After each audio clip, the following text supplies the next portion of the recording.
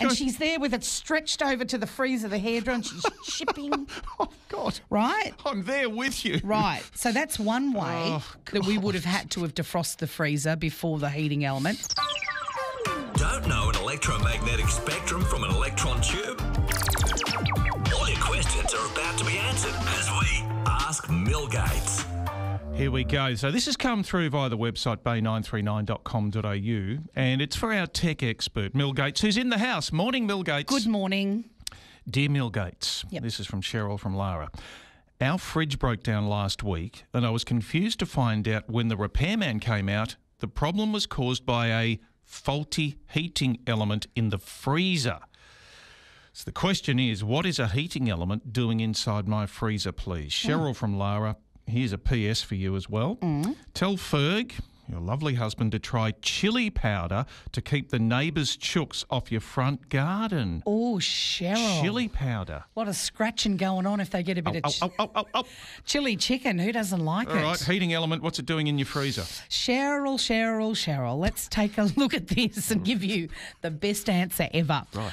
What an unusual discovery, though, a heating element in your freezer.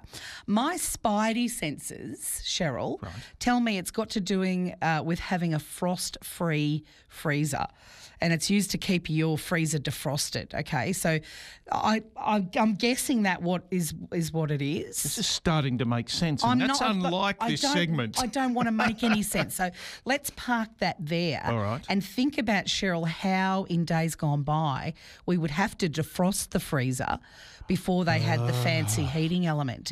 So picture this.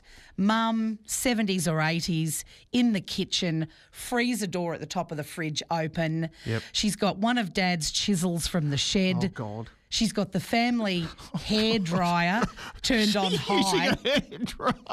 So, and the freezer's got so much ice in it now you can't fit an ice cube tray in. That's right. And she's there with it stretched over to the freezer, the hairdryer, and she's shipping. Oh, God. Right? I'm there with you. Right. So that's one way that we would have had to have defrosted the freezer before the heating element. Oh, your mum's on line one. I hope she's still asleep, Pam. I hope she's still asleep.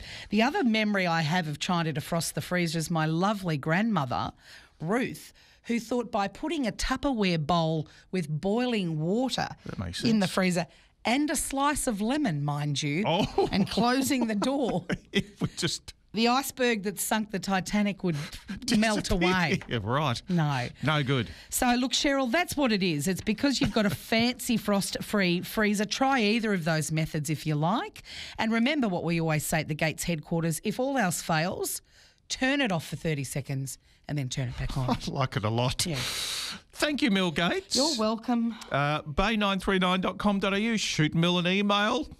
All your tech questions will be answered. It's farcical, isn't it? The Bay Morning Crew with Mark and Millie.